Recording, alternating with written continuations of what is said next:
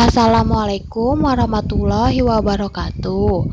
Perkenalkan, nama saya Aulia Fitriani dari kelas R6C NPM 2018 21500-183, mata kuliah Metode Penelitian. Penelitian ini saya akan membahas tentang implementasi pembelajaran bahasa Indonesia secara daring selama pandemi COVID-19 di SMP Negeri 37 Kota Bekasi. Baik, pertama saya akan membahas bab 1 pendahuluan. Di dalam bab 1 pendahuluan ada latar belakang. Pembelajaran merupakan suatu kegiatan mengajar dan belajar, di mana mengajar seringkali disebut dengan guru yang memberikan suatu materi berupa pengetahuan, sikap, dan keterampilan. Sedangkan belajar adalah siswa yang menerima materi tersebut. Belajar merupakan sebuah aktivitas manusia yang secara terus-menerus akan dilakukan selama manusia tersebut masih hidup. Pada saat ini, dunia dikejutkan dengan mewabahnya suatu virus yang bernama corona atau yang sering disebut COVID-19. Virus ini mulai mewabah di kota Wuhan, Tiongkok, dan menyebar dengan sangat cepat ke seluruh dunia termasuk Indonesia hanya dalam kurun waktu beberapa bulan saja. Wabah COVID-19 ini memengaruhi banyak sekali sektor, mulai dari bidang ekonomi, sosial, sampai bidang pendidikan. Berdasarkan latar belakang di atas, penulis tertarik ingin meneliti tentang implementasi pembelajaran bahasa Indonesia secara daring selama pandemi COVID-19 pada siswa SMP Negeri 37 Kota Bekasi. Penelitian tersebut dilaksanakan untuk mengetahui model pembelajaran daring di SMP, khususnya di kelas 8. Dikarenakan di Indonesia sendiri tidak banyak sekolah yang menerapkan pembelajaran daring ini. Pembelajaran daring ini baru dilaksanakan setelah adanya kebijakan pemerintah tentang pelarangan melakukan pembelajaran secara tatap muka. Hal tersebut dilakukan guna menghambat penyebaran virus COVID-19. B. Identifikasi masalah. Berdasarkan latar belakang, penulis mengidentifikasi beberapa masalah sebagai berikut. Pertama, bagaimana mengimplementasikan pembelajaran bahasa Indonesia secara daring selama pandemi COVID-19 pada siswa SMP Negeri 37 Kota Bekasi. Yang kedua, apakah faktor yang menjadi penghambat implementasi pembelajaran bahasa Indonesia secara daring selama pandemi COVID-19 pada siswa SMP Negeri 37 Kota Bekasi? Dan yang ketiga, apakah faktor pendukung pembelajaran daring selama pandemi COVID-19 pada siswa SMP Negeri 37 Kota Bekasi? Yang C. Batasan masalah. Berdasarkan identifikasi masalah, dapat diungkapkan bahwa topik penelitian ini mempunyai permasalahan yang luas, sehingga perlu adanya batasan agar permasalahan yang diteliti dan fokus. Permasalahan yang akan diungkapkan dalam penelitian ini adalah implementasi pembelajaran bahasa Indonesia secara daring selama pandemi COVID-19 pada siswa SMP Negeri 37 Kota Bekasi. Yang D. Ada rumusan masalah. Berdasarkan masalah di atas, penelitian ini dirumuskan dalam bentuk pertanyaan, yaitu bagaimana mengimplementasikan model pembelajaran bahasa Indonesia secara daring selama pandemi COVID-19 pada siswa SMP Negeri 37 Kota Bekasi. Dan yang terakhir dalam bab 1 yaitu tujuan penelitian.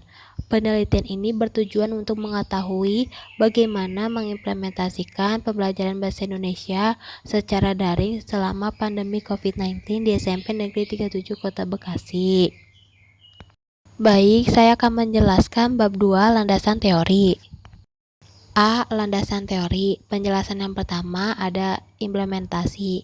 Beberapa pakar mendefinisikan tentang implementasi sebagai berikut.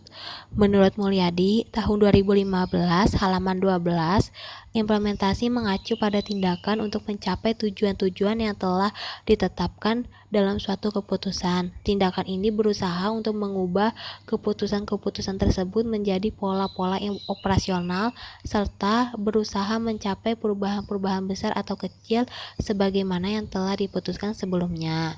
Menurut Hamalik, tahun 2007 halaman 237, implementasi merupakan suatu proses penerapan ide, konsep, kebijakan, dan inovasi dalam bentuk tindakan praktis sehingga memberikan dampak baik berupa pengetahuan, keterampilan, maupun nilai dan sikap.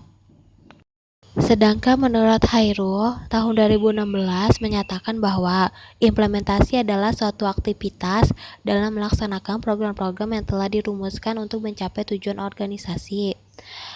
Jadi, berdasarkan paparan di atas, diperoleh bahwa implementasi adalah suatu tindakan yang dilakukan untuk mencapai sebuah perubahan yang diinginkan. Selanjutnya, pembelajaran bahasa Indonesia. Pembelajaran memiliki pengertian yang mirip dengan pengajaran, walaupun konotasinya berbeda. Dalam konteks pendidikan, guru mengajar agar peserta didik dapat belajar, memahami, dan menguasai isi pelajaran, hingga mencapai 3 aspek yakni kognitif, afektif, dan psikomotorik. Pengajaran memberikan kesan sebagai pekerjaan guru saja, namun pembelajaran merupakan interaksi antara guru dengan peserta didik menurut Rahyubi tahun 2014 halaman 7. Sedangkan Peraturan Menteri Pendidikan Nasional Nomor 22 Tahun 2006, pembelajaran bahasa Indonesia diarahkan untuk meningkatkan kemampuan peserta didik untuk benar, baik secara lisan maupun tulisan, serta menumbuhkan apresiasi terhadap hasil karya kesastraan manusia Indonesia. Kemampuan berkomunikasi didukung dengan 4 keterampilan berbahasa, yaitu menyimak, berbicara, membaca, dan menulis. Berdasarkan paparan di atas, pembelajaran bahasa Indonesia dapat diartikan sebagai proses belajar mengajar yang bertujuan untuk meningkatkan kemampuan siswa dalam menguasai keterampilan-keterampilan berbahasa. Ada menyimak, berbicara, membaca, dan menulis.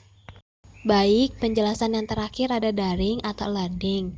E-learning merupakan singkatan dari E yang berarti elektronik dan learning yang berarti pembelajaran. E-learning merupakan pembelajaran yang berbasis media elektronik. Adapun menurut Sukmadinata tahun 2012 halaman 206 sampai 207, pada e-learning tidak hanya singkatan dari elektronik saja, akan tetapi merupakan singkatan dari experience, pengalaman, extended, perpanjangan, dan expanded, perluasan. Menurut Effendi dan Hartono, tahun 2005 halaman 6, menjelaskan bahwa e-learning merupakan semua kegiatan yang menggunakan media komputer atau internet. Sedangkan menurut Chandrawati tahun 2010 menyatakan bahwa e-learning atau electronic learning merupakan proses pembelajaran jarak jauh dengan menggabungkan prinsip-prinsip dalam proses pembelajaran dengan teknologi. Menurut beberapa penjelasan para ahli di atas tentang daring atau learning, dapat disimpulkan bahwa daring atau learning merupakan pembelajaran yang berbasis media elektronik seperti smartphone, komputer atau laptop yang memanfaatkan jaringan internet sebagai metode penyampaian, interaksi, dan fasilitas yang berisikan teks, foto, video, dan suara sebagai bentuk sarana pelayanan pembelajaran jarak jauh. Itulah penjelasan penelitian yang saya lakukan.